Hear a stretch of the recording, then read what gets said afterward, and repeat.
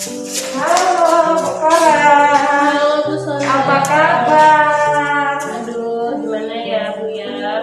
Ya, mau dibilang baik tapi lagi pusing. Kalau dibilang lagi sakit juga tapi saya sehat. Pusingnya kenapa ya kira-kira Bu Farah? Aduh, Bu Sonda, pusing kepala saya Bu Sonda.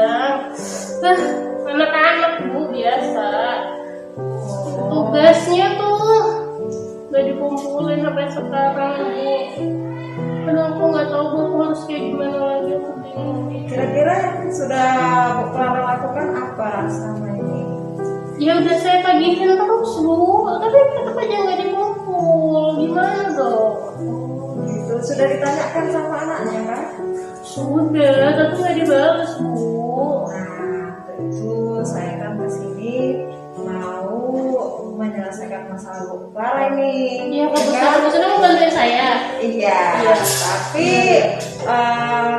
bagaimana cara Ibu Clara menanganinya supaya masalah itu bisa terselesaikan kira-kira? Ibu Clara kan tentunya bisa cerita sama saya nih. Iya, aku mau cerita. Aku tuh kita udah belajar 2 bulan lebih ya, sudah mau 3 bulan. Terus bentar lagi PTS. Tapi sampai sekarang belum mengumpulkan tugas. Ya nggak semua sih Bu Sonda, hanya beberapa saja. Tapi ada yang satu kelas itu 3-4 anak, ya wajar lah ya kalau segitu. Tapi ini ada yang satu kelas itu cuma yang ngerjain cuma 12 orang. Sudah ditanyakan kepada anaknya alasannya kenapa mereka tidak mengumpulkan tugas. Gimana mau saya tanyain Bu Sonda, orang dia aja nggak ada Google Meet. Kalau tiap Google Meet nggak pernah masuk. Saya WA koordinator semua bilang sudah disampaikan gitu aja terus. Kira-kira yang bisa membantu Ibu siapa? Wah, siapa ya Bu? Siapa ya?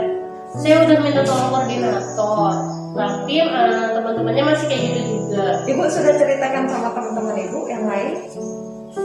Saya belum cerita ke siapa-siapa, saya baru cerita ke Bu Sonda aja ya. Oh, kira-kira penting tidak diceritakan ke guru yang lain?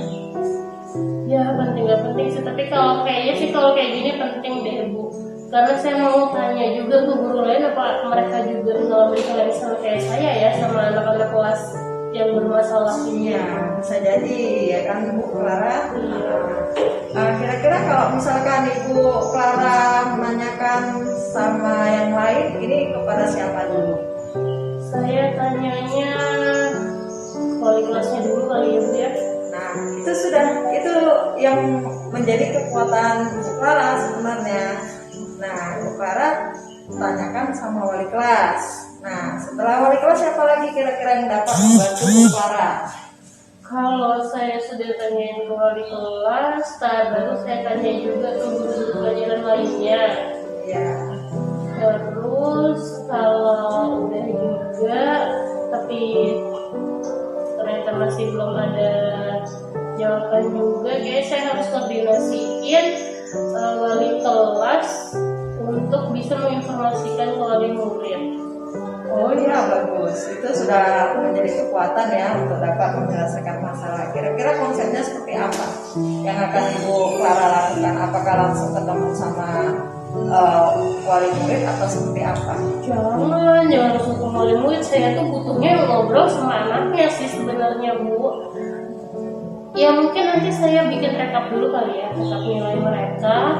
Terus habis itu saya laporkan ke wali kelas mereka, biar bisa ketemu anaknya.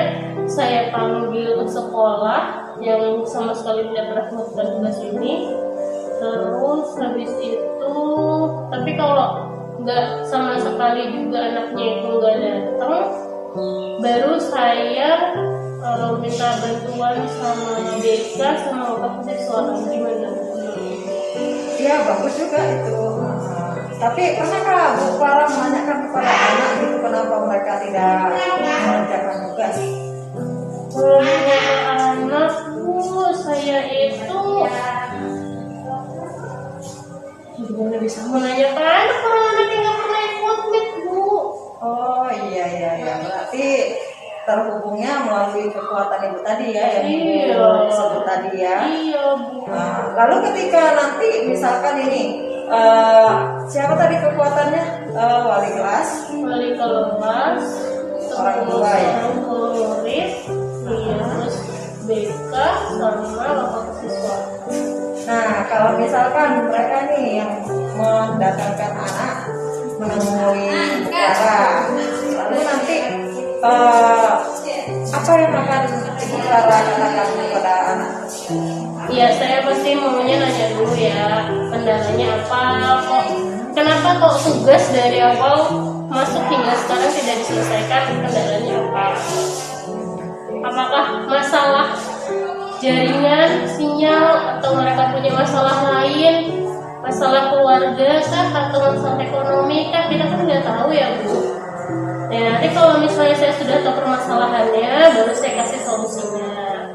Tapi memang karena saya ingin anak-anak itu bisa bertanggung jawab atas tugasnya, karena tugas mereka kan sebagai pelajar ya belajar ya dan mengumpulkan tugas, mengerjakan tugas.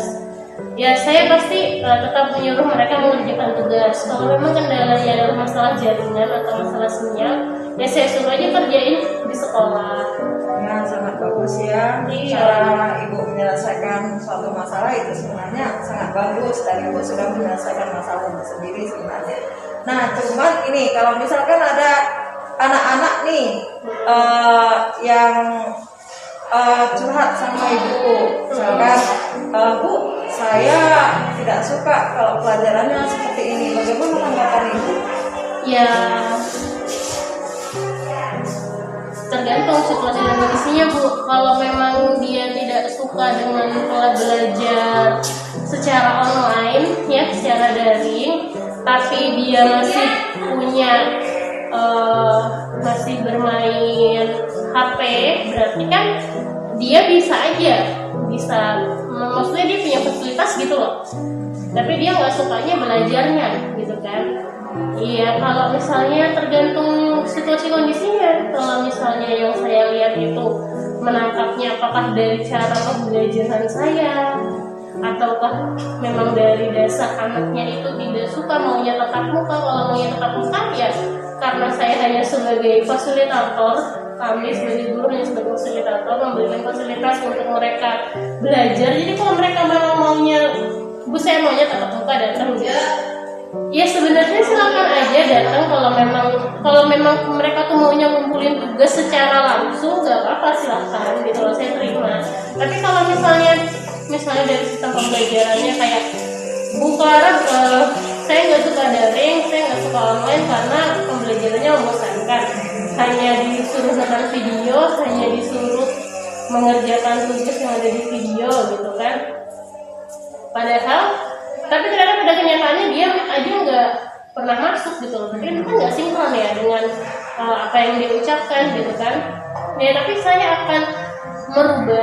akan mencoba merubah yang dari saya lakukan. Kayak misalnya, mungkin mereka bosan dengan metode ceramah yang saya lakukan gitu ya. Saya cuma Google atau video, terus ceramah aja, ngomong aja tanpa memberikan ruang kepada mereka untuk komunikasi dua arah. Ya saya akan coba untuk membuat komunikasi dua arah itu. Misalnya melebarkan media pembelajaran saya yang tadinya hanya di YouTube menjadi di TikTok, karena anak-anak sekarang kan menggandrungi TikTok ya. Terus salah satunya Ya itu salah satu cara yang luar biasa ya kalau menurut saya.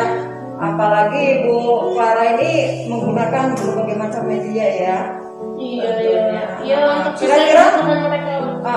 Kira-kira kan ini pencapaian Bu Clara belum ada ya, karena sudah ada tapi masih ada anak yang malas ini tadi. Iya. Ya kan? Berarti Bu Clara memiliki kelemahannya di mana? Kelemahan di mana ya Bu? Saya bingung mau sondang. Kira-kira menurut Ibu, misalkan anaknya ini, Ibu kan bisa melihat mereka pada saat meet nih ya. Kalau ada yang ngantuk, mungkin di situ bisa Ibu lihat kelemahan Ibu di mana kira-kira. Kalau saya lihat ya Bu ya, mungkin saya itu kan sebenarnya sering dalam 2 bulan terakhir ini lebih sering meet ya, hampir 7, 6 minimal 6 kali saya meet. Nah itu mungkin lemahnya itu karena saya tidak memberikan tugas di Google Classroom. Jadi saya itu tugas saya selalu presentasi. Nah presentasi itu harus saat meet. Kenapa? Karena saya pernah punya pengalaman yang tidak enak, yaitu saya suruh buat karya seni rupa menggambar, yang dikirimkan ke saya itu adalah print-printan gambar atau karya orang lain. Nah itu kan namanya plagiat. Iya. Nah makanya saya nggak mau anak saya seperti itu. Jadinya akhirnya saya menyuruh mereka untuk datang meet. Jadi untuk saat meet presentasi karya saat meet atau presentasi PowerPoint misalnya kan menjelaskan materi ini materi gambar bentuk misalnya gambar model, baru nanti temannya menanggapi, berkomentar, memberikan pertanyaan, memberikan masukan gitu. Saya maunya tuh anak saya juga aktif gitu, aktif berbicara, tidak hanya saya tapi mereka juga aktif. Nah itu tadi.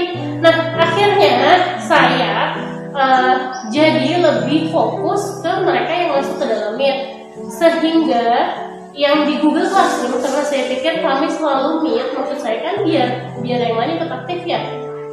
Ternyata untuk anak-anak yang malas ini jadi kelihatan nih Bu, kalau oh ini nih yang malas nih nggak pernah ikut meet dan nggak pernah mengumpulkan tugas karena tugas saya harus diserahkan saat presentasi gitu kan. Nah jadinya anak-anak yang nggak pernah ikut presentasi itu tadi yang nggak pernah masuk meet. Nah karena saya tidak membuatkan tugas di Google Classroom kayak kumpulkan video PPT atau kumpulkan PPT ke dalam link ini, saya kan nggak bikin kayak gitu karena harus dipresentasikan secara langsung ke saya. Nah mungkin itu akhirnya mereka juga nggak baca Classroom gitu kali ya. Jadi ya, akhirnya ya udah mereka anggap kalau nggak ada tugas, padahal tugasnya banyak Bu. Oh iya. Kan dari situ Ibu bisa membedakan nih ya kan. Nah kalau Classroom sedikit ya kan, kalau Google Meet berarti sedikit nih. Apakah Ibu tidak membuat rencana untuk membuat pemetaan seperti itu? Ya kayaknya sih ini habis karena aku sudah ngomongin pemetaan nih ya. Ya jadi kayaknya saya harus bikin deh. Jadi kayak yang oke, saya akan membuat pemetaan misalnya kayak ya udah saya suruh bikin video, saya suruh bikin presentasi, bikin PPT presentasi. Pada saat meet mereka akan masuk kan tuh, kalau yang masuk presentasi secara langsung saya beri nilainya otomatis bagus karena mereka berani tampil ya. Tapi untuk yang lainnya bisa saya masukkan ke dalam Google Classroom sehingga itu tugasnya tetap dikerjakan tapi dimasukkan ke dalam Google Classroom kayaknya gitu. Kita nggak perlu jurusan gimana? Pemetaan yang saya bikin kalau pemetaan yang Ibu bikin sih sudah bagus, tapi ada tidak keinginan Ibu melihat apa sih yang mereka butuhkan dari Ibu menanyakan kepada mereka seperti itu. Kalian maunya seperti apa? Hanya seperti itu. Itu saya belum dapat jawabannya karena belum bertemu dengan mereka. Belum berarti tinggal aksi nyata Ibu ini ya. Aksi nyata untuk mungkin kalau saya udah ketemu sama mereka, saya udah tahu jawabannya, terus saya bisa bertanya juga sama mereka maunya seperti apa. Ya mungkin setelah itu saya bisa buat pemetaan yang lebih baik lagi. Nah itu sudah, itulah penyelesaian masalah yang Ibu hadapi sebenarnya. Kalau Ibu sudah membuat konsep ya kan, baru melakukan aksi nyata untuk komitmen bertemu mereka, lalu nanti mereka menjelaskan apa yang mereka inginkan, lalu Ibu membuat pemetaan seperti Ibu bilang tadi, kemungkinan 100% anak-anak itu bisa mengikuti seperti itu. Bagaimana menurut Ibu kira-kira? Wah, harus dicoba. Karena kita nggak akan tahu kalau sebelum dicoba. Iya, benar sekali. Harus dicoba itu. Saya jadi lega habis cerita sama Bu Sondang nih. Iya, jadi Ibu Clara sudah tahu nih ya apa yang Ibu lakukan. Iya, jadi saya jadi paham apa yang harus saya lakukan. Jadi komitmen Ibu apa ini untuk pendidikan anak di SMP 5 ini kira-kira? Ya, saya berkomitmen agar anak-anak itu bisa lebih bertanggung jawab, lebih disiplin, ya, dan lebih aktif dalam kegiatan belajarnya. Baru komitmen ibu untuk diri sendiri dalam perubahan tadi kan ibu ada kelemahan. Ibu apa kira-kira komitmennya? Ya, saya berkomitmen akan membuat 2 cara. Jadi nggak hanya satu cara. Tadinya memang saya inginnya adalah ya mereka mau nggak mau harus ikut NET gitu. Iya, kan. karena kan anak-anak ini kan berbeda-beda. Iya. Jadi kita kan nggak bisa harus si tomat harus menjadi si jeruk kan nggak mungkin. Iya, betul. Jadi akhirnya ya saya berkomitmen kalau saya harus mempunyai nggak hanya satu plan, maksudnya kalau saya punya plan A ya saya harus punya plan A1 dan A2 gitu. Jadi kalau plan A ini gagal ya saya udah akan siapkan plan B, plan C, tapi kalau plan A itu sendiri udah punya 2 cabang. Jadi kayak tadi kalau saya pengen mereka lebih aktif, jadi saya tahu ya siapa yang lebih aktif dalam kegiatan Google Meet itu akan tetap saya lanjutkan, tapi saya juga akan membuat kolom di Google Classroom itu untuk pengumpulan tugas. Itu ya strategi ibu ya. Iya. Berarti ibu sudah punya strategi, sudah punya komitmen, sudah punya perencanaan nih ya untuk membuat pemetaan, semuanya sudah. Berarti tinggal aksi nyata ini. Iya. Aksi nyatanya kapan ini? Kira-kira kapan? Ya segera lah Bu Sonda, Segera ya. masa mau Supaya nggak ini ya, supaya nggak biar nggak terlalu pusing Oh, lagi, iya. biar mereka juga cepat ngumpulin. Saya Iya. juga lega, saya juga udah tenang gitu kalau udah punya nilai mereka tuh kan. Ya, daripada nungguin akhir semester aduh Iya, benar mengumpulkan sekali. tugasnya. Jadi bagaimana setelah ibu cerita? Ya enak ya, plong ya ternyata habis Iya. Memang seperti itu. Jadi kok ada masalah ya diceritakan seperti itu. Jangan hanya saya saja, tapi yang lain juga. Iya, Kan? iya. Apalagi kan sekolah kita ini kompak ya kan. Iya. Jadi satu ada masalah ya cerita supaya bisa Bisa dibantu ya, bisa dapat Iya. solusi ya. Ya, makasih